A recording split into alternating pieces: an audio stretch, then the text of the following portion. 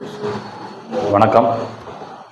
தமிழக பாரதிய ஜனதா கட்சியின் எழுச்சிமிகு தலைவர், எங்கள் பாசத்துக்குரியவர் அண்ணாமலை ஐபிஎஸ் அவர்கள் சர்வதேச அரசியல் சம்பந்தமாக 3 மாத காலம் ஆக்ஸ்போர்ட் பல்கலைக்கழகத்தில் படிப்பை வெற்றிகரமாக முடித்துவிட்டு தமிழகம் திரும்பியிருக்கிறார்.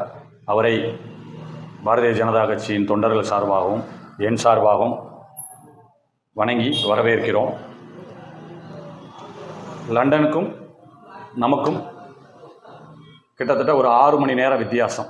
3 மாதம் அவர் அங்கிருந்து இங்கே வருகிறார். பயண நேரம் 11 மணி நேரம். அங்கிருந்து கிளம்பி நேராக சென்னை வருகிறார். சென்னையிலிருந்து கோயம்புத்தூர் சென்று தான் ஒத்துக்கொண்ட அந்த நிகழ்ச்சியில் எழுச்சி மிகரே உரையாற்றுகிறார். பொதுவாக வெளிநாட்டில் இருக்க எல்லா நண்பர்களுக்கும் தெரியும், வெளிநாடு சென்று வரும் நண்பர்களுக்கும் தெரியும், ஜெட்லாக்னு சொல்லுவாங்க. அந்த டைம் டியூரேஷன் நமக்கு மாறும்போது நிறைய டயர்ட்னஸ் இருக்கும், ஒரு சோர்வு இருக்கும், அது இருக்கும். ஆனால் எங்களுடைய தலைவர், அவர் முகத்தில் நாங்கள் எந்தவித சோர்வையும் பார்க்கவில்லை. அந்த கூட்டத்தில் எழுச்சி மிகு உரையாற்றும் போது பேப்பரில் எழுதி வைத்து படிக்கவில்லை. தெளிவாக ஆக்கப்பூர்வமாகவும் விவேகமாகவும் பேசினார். இதற்கு மேல் ஒரு தலைவர் தமிழருக்கு தேவையா? தமிழக மக்களே, சிந்தியுங்கள். கக்கன் இருந்தார், காமராஜர் இருந்தார் என்று பழைய காலத்தை பேசிவிட்டு வருவதை காட்டிலும் தற்போது இருக்கும் எங்களது இளம் புயல், இன்றைய இளைஞர்களின் எடுத்துக்காட்டு, வாழ்வியல் வழிகாட்டும் தலைவர், படிப்பில் முதல்வன், பண்பில் முதல்வன், பாசத்தில் முதல்வன், உழைப்பில் முதல்வன், செயலில் முதல்வன், இன்று வரை எந்த ஒரு தவறும் சுட்டிக்காட்டி சொல்ல முடியாத ஒரு சிந்தனையாளர், செயல்பாட்டாளர். எவ்வளவு வேகமாக இயக்கத்துக்காகவும் எடுத்துக்கொண்ட முயற்சிக்காகவும் உழைக்கிறார் என்று தமிழக மக்கள் அனைவரும் பார்த்து கொண்டிருப்பீர்கள். இதற்கு மேல் ஒரு நல்ல தலைவர் நமக்கு தேவையா? முதல்வர் நாற்காலியே இயங்கும் அளவுக்கு ஒரு திறம்பட செயல்பட்டு கொண்டும் ஒரு நபரை நாம் விட்டுவிடக்கூடாது. அவர் நமக்கு தமிழகத்துக்கு கிடைத்த மிகப்பெரிய வரம் நமக்கு.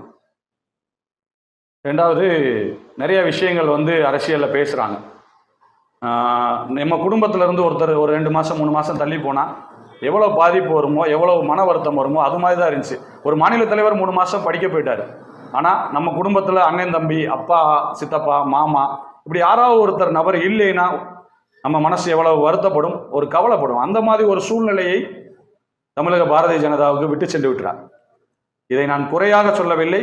அவர் தொண்டர்களிடமும் இயக்கத்துக்காக அவர் பாடுபட்ட விதமும் அப்படி ஒரு ஈர்ப்பை அவரிடத்தில் எங்களுக்கு கொண்டு சென்று சேர்த்திருக்கிறது.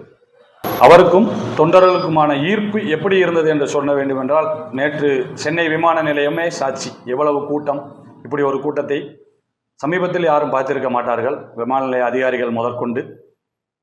சரி, ஈர்ப்பு எங்களுக்கு தான், பாரதிய ஜனதா கட்சி தொண்டர்களுக்கு தான் இருக்கிறது என்றால் அப்படி இல்லை.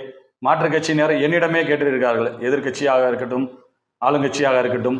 அவர்கள் கேட்கும்போது, அண்ணாமலை எப்பப்பா வருவார், அவர் இல்லாமல் பேப்பர் படிக்கிறதுக்கு எங்களுக்கு பிடிக்கல, டிவி பார்க்க பிடிக்கல அப்படின்ட்டு எதிரியும் துரோகியும் கூட எதிர்பார்க்கக்கூடிய ஒரு ஆற்றல் மிகு அரசியலை தமிழகம் பார்த்து கொண்டிருக்கிறது.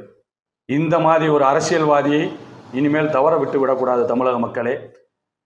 அண்ணாமலை அவர்களுக்கு மதுரை ஆளும் அன்னை மீனாட்சி நீண்ட ஆயுளையும் ஆரோக்கியத்தையும் வேகத்தையும், தொண்டர்களுக்காக அவர் படும் கஷ்டத்தில் இருந்து நிவாரணத்தையும் கொடுத்து காத்து நிற்கும்படி வேண்டி கேட்டுக்கொள்கிறோம். நன்றி, வணக்கம். பாரத் மாதா கி ஜெய்.